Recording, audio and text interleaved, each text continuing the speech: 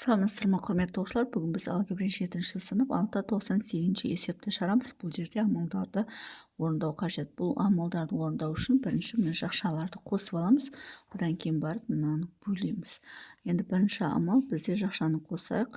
Бір бөлінген мына екі жақша ашық дейтін болсақ, y минус x, y плюс x деп міне осылай екі жақша ашық деп болады. А квадрат минус b квадрат бойынша бөліп бір бөлінген. Енді мынау x квадрат плюс 2xy плюс y-ті x плюс y-тің квадраты деп алсақ болады. Сонда ортақ бөлім x плюс y-тің квадраты болады, және y минус x болады. Сонда x плюс y-тің квадраты y минус x-ті ортақ бөлімге берсек, мұнда мынаның біреу өтеді, біреу қалады x плюс y, ал мұнда y минус x түседі. Енді мұна екеуін жазатын болсақ, бірге көбейтсек өзі болады x плюс y, мұнда бірге көбейтсек өзі болады плюс y минус x деп. Тең, енді осы жерден минус x пен плюс x-ті жоямыз. Мұна екеуі қосылып, бізде 2y болады, бөлінген x плюс y-тің квадраты y минус x болады. Міне осылай болады. Яғни екі жақшаны қоссақ, енді мынаны соған бөлеміз. Екінші, мынаны өз орнында 4xy қылып қалдырайық. Мынаны екі жақшаға шектік, y плюс x, y минус x деп жүктесек болады. Бөлу, бізде мына жақшаның ішінен шыққан осыны бөлеміз. Яғни 2y бөлінген x плюс y-тің квадраты y минус x тең. Енді мұнан көбейтуге айналдыратын болсақ, мына екеуінің орны ауысып кетеді. Сонда 4xy бөлінген x плюс y деп жаза салайық. Мынаны y минус x деп жазайық. Көбейтуге айналдырып, мына алымына кетеді. Яғни x плюс y-тің квадраты y минус x болады, бөлінген мына жерде 2y бөлшектің бөліміне кетеді. Тең, енді осы жерден қысқартайық. y минус x пен y минус x қысқарады. Мынаның өзімен мынаның квадраты кетеді. 2y пен y пен мында 2 қалады. Сонда бөлшектің алымында 2x қалады.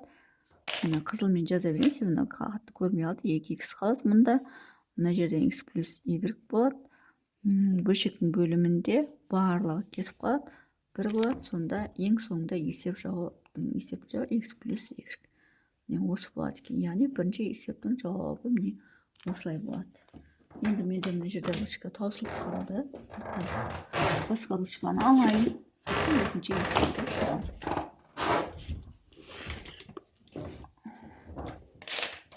Енді екінші есеп не дейді? Екінші есепті мұнда жазайын. Кітапында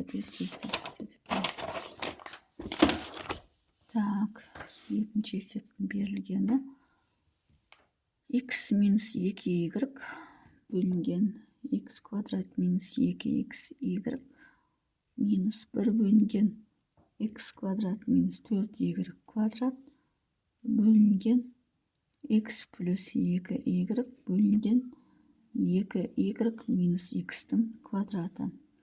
Көбейту x плюс 2y-тің квадраты бөлінген 4y квадрат. Енді бұны шығару үшін бірінші мына жақшаның ішін орындаймыз. Жақшаның ішіндегі бірінші бөлуді орындаймыз. Ал енді кеттік, орындайық. Бұл жерден бірінші ала саламыз. Бір бөлінген мына екі жақшаға жіктеуге болады. Яғни x плюс 2y x минус 2y деп міне осылай екі жақшаға жіктеуге болады. А квадрат минус b квадрат бойынша бөлу x плюс 2y бөлінген. Енді мынау а азайту b-ның квадратын, жақшаның сыртында квадрат қой. X азайту 2y-тің квадраты деп жаза беруге болады. Ештеме өзгермейді. Тең, енді мынаның өзін жазайық. Қайтадан. Енді мына бөлуді көбейтуге айналдырамыз. Көбейтуге айналдырғанда мына бөлшектің бөлімі алымына, алымы бөліміне кетеді. Демек, x плюс 2y алымына кетеді. X минус 2y-тің квадраты алымына кетеді. Енді осы жерден мына x минус 2y пен квадратын қысқартамыз. Сонда бізде бөлшектің алымында x минус 2y қалады. Бөлшектің бөлімінде x плюс 2y квадраты қалады. Сонда бір-біріне бөлген кезде осы шықты. Енді осыдан мынаны алып тастаймыз. Яғни екінші амал x азайту 2y бөлінген. Енді мына жерден x жақшаның сыртына шығарып жүрсек, x азайту 2y болады. X азайту 2y бөлінген x плюс 2y квадраты. Енді мына жерде x жақшаның сыртына шығарып жүргенде мына мен мынау қысқарады. Сонда 1 бөлінген x болады бұл. 1 бөлінген x минус 2y бөлінген x плюс 2y квадраты тең. Енді ортақ бөлім x пен мынаның өзі болады. Демек x плюс 2y квадраты болады. Мұнда x плюс 2y жақшаның сыртында квадрат түседі, мұнда x түседі. Енді мынаны ашатын болсақ, екі өрнектің айырмасының квадратымен x квадрат плюс 4xy плюс 4y квадрат болады. Мына екеуін көбейтетін болсақ, минус x квадрат болады. Мына екеуін көбейтетін болсақ, минус 2x жақшаның алдындағы плюс 2xy болады. Тең. Енді ұқсас мүшелерді қосатын болсақ, x квадрат пен минус x квадрат жойылады. 4x пен мына екеуі қосылып 6xy береді. Плюс 4y квадрат болады. Бөлінген x плюс 2y жақшаның сыртында квадрат тең. Енді осы жерден 2x жақшаның сыртына шығарып жүрсек, бізде мынада 3y қалады, плюс y-ті де шығарайық, жоқ, 2y шығарамыз. 2y шығарсақ, мұнда 3x плюс 2y қала ма?